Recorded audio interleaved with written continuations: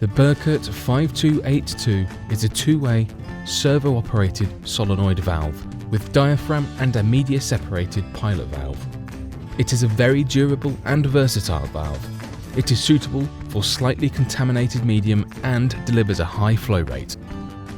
A minimal differential pressure of 0.2 bar is required for the valve to function correctly. The manual override can be used without electrical signal, which makes the valve usable in case of a power loss. Closing and opening times can be adjusted individually and can help to prevent water hammer. Normally open or normally closed operation can be configured by simply turning the pilot 180 degrees.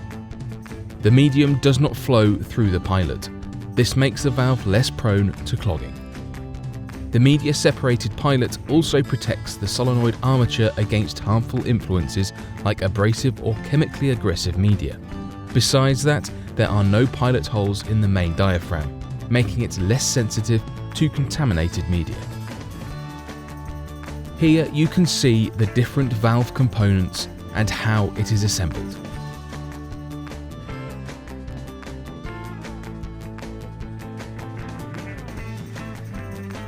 If you want to know more, please visit us at tameson.com or tameson.co.uk.